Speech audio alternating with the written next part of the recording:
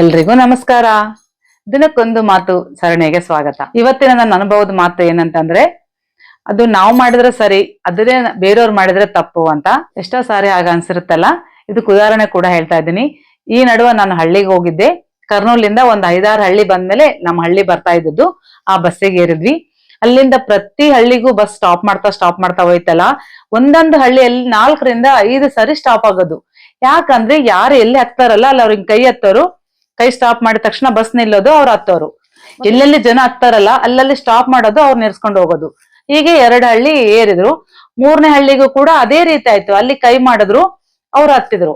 ಇಂದ 2 ಹಳ್ಳಿಯಾಗ ಏನ್ ಏರಿದ್ರಲ್ಲ, ಅವ್ರ ಜನ ಏನ್ ಮಾತಾಡ್ತಾ ಇದ್ರು, ಏನು ಎಲ್ಲೋ ಒಂದ್ ಕಡೆ ಸ್ಟಾಪ್ ಅಂತ ಮಾಡಿ ಏರಿದ್ರಾಯ್ತು. ಅವ್ರು ಎಲ್ಲಿ ಏರ್ಬೇಕಂದ್ರೆ ಅಲ್ಲಿ 5 ನಿಮಿಷ ಲೇಟೇ ಆಗುತ್ತೆ ಬಸ್ಸು.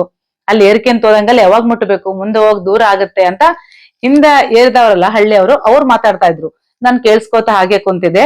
3ನೇ ಹಳ್ಳಿ ಮುಗಿತಾ ಮತ್ 4ನೇ ಹಳ್ಳಿ ಬಂತು. ಅಲ್ಲಿ ಕೂಡ ಜನ ಕೈ ಮಾಡಿದ್ರು, ಬಸ್ ನಿಲ್ಲಿತು, ಅವ್ರು ಹತ್ತಾ ಇದ್ರು. ಅವ್ರೆಲ್ಲರ ಹತ್ತಟಿಗೆ ಹಿಂದಿನ ಹಳ್ಳಿಯಲ್ಲಿ ಏನ್ ಏರಿದ್ರಲ್ಲ, ಅವರು ಕೂಡ ಇದೇ ಮಾತು ಹೇಳ್ತಾ ಇದ್ರು. ಪ್ರತಿಯೊಂದಲ್ಲಿ ಸ್ಟಾಪ್ ಮಾಡಿ ಜನ ಹತ್ತ ಹೋದ್ರೆ ಮುಂದೆ ಹೋಗೋದಕ್ಕೆ ಲೇಟ್ ಆಗುತ್ತಲ್ಲ ಅಂತ ಹಿಂದ ಹತ್ತಿದವರು ಕೂಡ ಅದೇ ಮಾತಾಡ್ತಾ ಹೋದ್ರು. ನಾನು ಎಲ್ರೂ ಕೇಳ್ತಾ ಇದ್ದೆ, ನಿಜ ಅಲ್ಲ ಫ್ರೆಂಡ್ಸ್. ಅಲ್ಲಿ ಅವರು ಸ್ಟಾಪ್ ಮಾಡಿ ಬಸ್ ಹತ್ತಿದಾಗ ಅದು ತಪ್ಪು ಅನಿಸ್ಲಿಲ್ಲ ಅವ್ರಿಗೆ.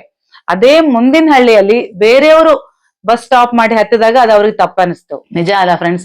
ಯಾರೇ ಆಗ್ಲಿ ಅಷ್ಟೇ, ನನ್ನ ಅನುಭವದಲ್ಲಿ ಕೂಡ ಅವ್ರು ಮಾಡಿದ್ರೆ ಅದು ಸರಿ ಇರುತ್ತೆ, ಅದು ನಾವು ಮಾಡಿದಾಗ ತಪ್ಪಾಗುತ್ತಲ್ಲ. ಈ ರೀತಿ ನಿಮ್ಗೂ ಕೂಡ ಯಾವಾಗ್ಲಾದ್ರೂ ಅನುಭವ ಆಗಿದ್ರೆ ಖಂಡಿತ ಕಮೆಂಟ್ ಅಲ್ಲಿ ತಿಳಿಸಿ.